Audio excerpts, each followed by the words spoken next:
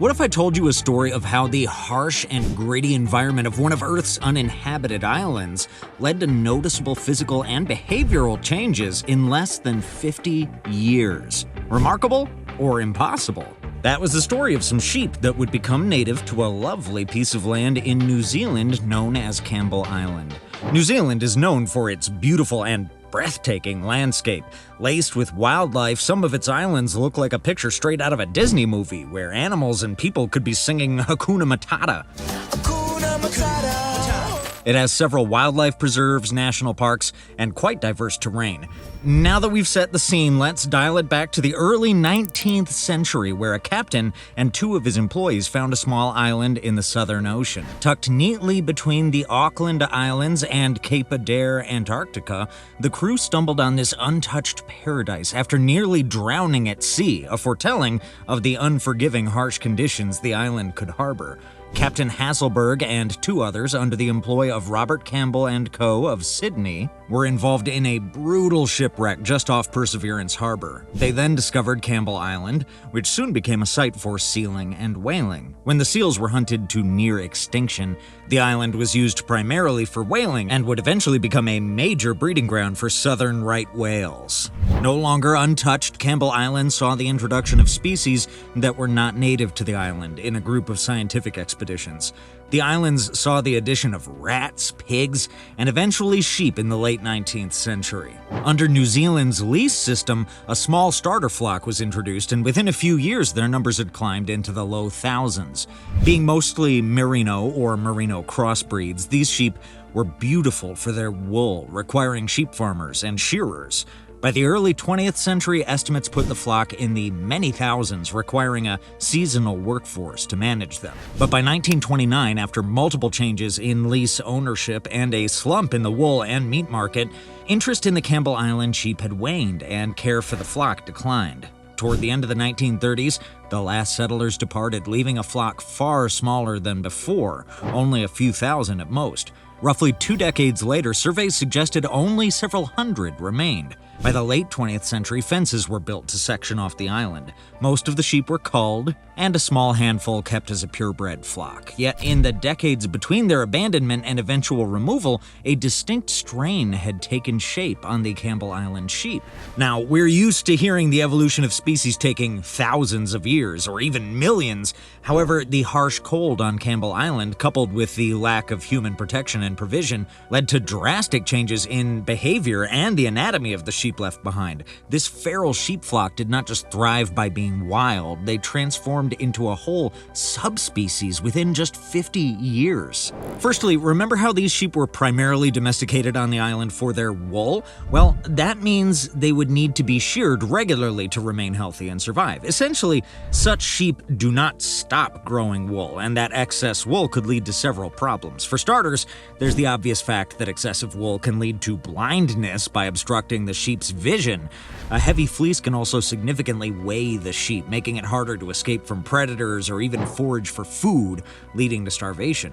From attracting more pests to increasing the risk of hypothermia and mating difficulties, lack of shearing for domesticated sheep breeds can be a major issue. Knowing all of that, it's no surprise that the island's sheep population drastically dropped when the animals were initially left to cater for themselves. But guess what? The Campbell Island sheep developed the ability to self-shear when it was needed, probably owing to natural selection, the harsh conditions, or random mutation. The point was that humans were no longer able to regularly remove the growing burden of wool on their bodies, and they found a way to do it themselves. What I find striking is that it's something other similar breeds have not been able to do yet. Campbell Island lies roughly 600 kilometers south of New Zealand and on the northwestern axis of the Antarctic continent. In fact, Campbell Island may be referred to as a sub-Antarctic island itself. The unforgiving icy winds, long winters, and extremes of day and night should have wiped out any farm population left without their carers. However, these resilient Campbell Island sheep developed two tactics to beat nature and stay alive. While other animals ran from the cold, shielding themselves in caves, these sheep simply turned their rears to the cold and kept their heads high. Unlike regular sheep that walked with their heads pointing downward, the Campbell Island sheep developed the habit of keeping their heads upright, often towards the sky.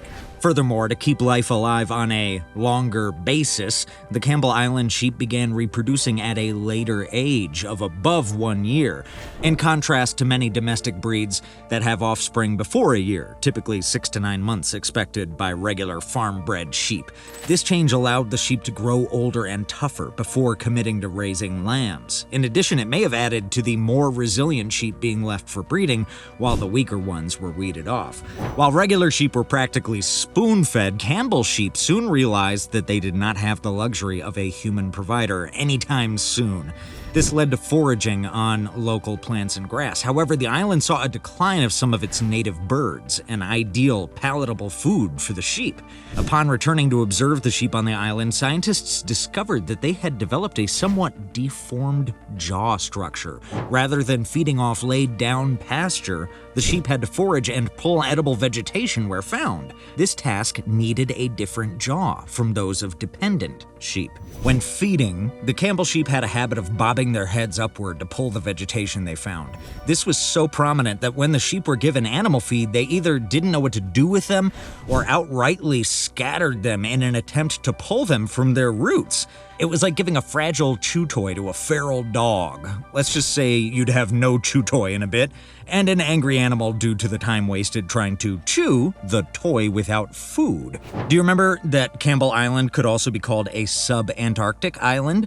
Well, that meant thicker layers of snow. The Campbell Island sheep were discovered to have longer legs than their predecessors, probably to traverse thicker inches of snow or to keep the core body temperature further from the freezing floors. We can only speculate. Besides, no formal measurements have confirmed these changes in leg length yet. It also helped that between the 1930s and the 1950s, the area saw warmer temperatures in general. It is theorized that this led to a more woody and herbaceous vegetation on the island. Some scientists believe that in addition to possibly developing longer legs and self-shedding fleece, the denser vegetation provided the food needed to keep the population of Campbell Island sheep.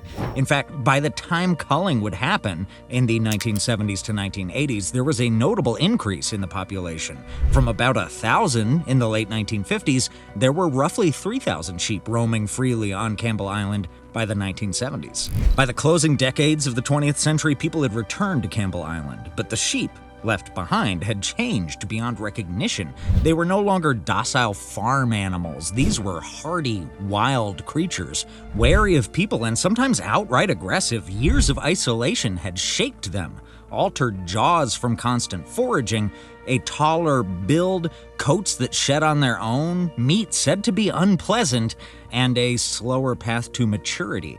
Together with their feral instincts, these traits sealed their fate. But in 1970, a fence was set up to divide the island into northern and southern zones. The northern flock, likely numbering in the low thousands, was removed entirely, while a similar group continued to roam the south.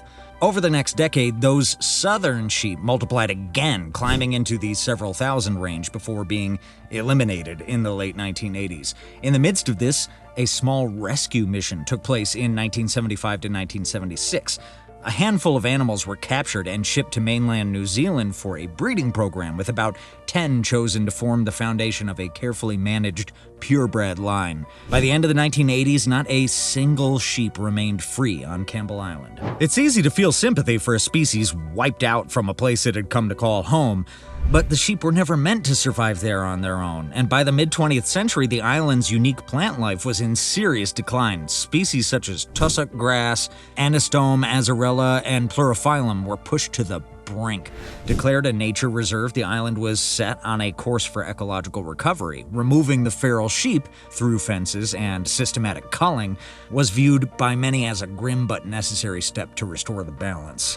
Ecologically, after the culling, there was a reset in the natural flora back to what it was before the wake of the 20th century. So maybe the feral sheep were really out of place and would have permanently disrupted what was naturally present, especially since they were now difficult to domesticate and thus control. Thankfully, it was the end for this new subspecies. Remember how I mentioned that some sheep were collected and taken to New Zealand in 1975 and 1976?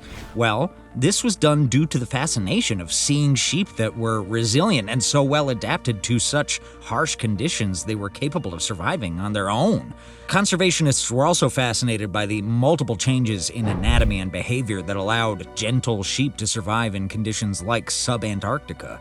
In addition to their morphology, they were able to give birth to lambs while standing, with their lambs being able to walk in minutes, although some scientists speculate this trait was inherited from ancestral stock rather than developing spontaneously. Either way, they had become genetically adapted to harsh survival, and it was a true marvel. Conservationists took special care of the 10 sheep selected and kept them in New Zealand's mainland. Eventually, they passed them down to breeders who took special care of this exceptional breed. They grew this population to a number, usually not known, until some sheep were stolen and slaughtered in the early 21st century. With lighter fleece, it is assumed that the theft and slaughtering happened solely for the meat. Ironically, this action baffled breeders as the sheep were not expected to be edible or desirable, even. After the incident, only around 30 of the Campbell Island sheep were still alive. This showed the grim fate and struggle faced by rare breeds in conservation. Interestingly, Campbell Island saw a restoration of most of its birds and vegetation by the turn of the 21st century, giving hope to conservationists. Perhaps the sheep on the island were truly offsetting the natural habitat. However, one may reason that the sheep being there could be just as natural as their adaptation to the place. After all, lions are basically believed to be indigenous to Africa. However, migration to Asia saw an Asian subspecies that roam freely in Asia. Smaller in body and manes, these beasts found a home in Asia, thrived, and became a natural part of its ecosystem, so much so that now they are protected by wildlife reserves as a native species to Asia. The story of the Campbell Island sheep is fascinating, intriguing, and self-revealing of human nature and effect. It is fascinating that evolutionary changes, often stated to take thousands of years, some even millions, were noted in these sheep within half a century. From their jaws and legs to their behaviors, mating and birthing patterns, their history showed how the quest for survival plays a significant role in evolution. So much that it seems nature did skip a few steps. It is intriguing to note how genetic modifications may go in different ways and remain even after certain conditions are removed. Decades later, these sheep that were kept and bred in New Zealand, although now presently living in private ownership within a controlled environment, still show the adapted features gained by their ancestors while on the island. This shows that genetic modifications acquired due to conditions and adaptation may be well retained after conditions warranting them are removed. The Campbell Island sheep were initially bred for wool and were unable to shed off excess fleece themselves. Living without shearers made these beautiful creatures reacquire their ability to shed off excess fleece. There have been instances of sheep lost in the forest for years only to be rescued with what we could call a mountain of excess fleece. What if harsh conditions give the superpower to reacquire lost genes? The sheep of Campbell Island tell a story born of human intervention. Well, human tampering may be a better word. Genetically bred for wool, these sheep were brought to the island on lease, offsetting the normal flora of the environment for personal gain. Humans introduced species that were not built for the terrain, nor the terrain built to cater to them. On the flip side, when profits were no longer coming in, the sheep were abandoned on the island without any form of protection or means to survive. And after turning feral, when there was renewed interest in the island, the sheep that were introduced had to be culled, without first attempting to see if they could coexist with the environment they had adapted to thrive in. Feral or not, the Campbell Island sheep had come to know the island as home. Campbell Island is protected by UNESCO today, and its natural vegetation and wildlife seem to be thriving at rates close to what existed before human intervention. The remaining descendants of the purebred Campbell Island sheep are continually watched by some farmers and advocates, and they symbolize adaptation and survival against all odds. They are resounding proof that while nature doesn't skip, it can run through many steps quicker than we can blink when the situation arises. In a twist, the Campbell Island sheep also show the cruel effect of tampering with nature. Aside from the effect on the island, the sheep were forced to adapt to harsh conditions, with most of the population dying out due to those same conditions. Bittersweet? But the Campbell sheep aren't alone in this curious category of animals that changed far faster than anyone expected. Biologists often point to the Lazarus fish of Lake Victoria, or the famous London Underground mosquito, which adapted into its own distinct form in just a few decades of living underground. In Australia, dingoes descended from domestic dogs introduced thousands of years ago took on entirely new hunting behaviors and body structures to thrive as apex predators. These examples remind us that evolution is not just a slow, ancient process locked in fossils. It can unfold right in front of us within a human lifetime. What's especially fascinating about the Campbell sheep is that they blur the line between native and introduced. Conservationists saw them as outsiders that damaged fragile island ecosystems, but if you take the long view of nature, every species is a migrant at some point in history. The question becomes, at what stage does a newcomer stop being an intruder and start being part of the ecosystem's story? For the Campbell sheep, 50 years wasn't enough time for us to grant them that status, yet their adaptations were so unique that they became living experiments in survival and natural selection. There's also an eerie modern parallel here. As climate change accelerates, species around the world are already shifting their behaviors, breeding times, and even body sizes in response to warming, droughts, and rising seas. The Campbell sheep give us a clue at how drastic and sometimes ingenious these changes can be, but they also serve as a warning. While some creatures adapt, many more simply vanish. Do you think the Campbell Island sheep are a jarring reminder of human mishandling, or a reminder that evolution is a beautiful concept? Let me know what you think in the comments below, and if you made it this far, please remember to like and subscribe for more updates like these.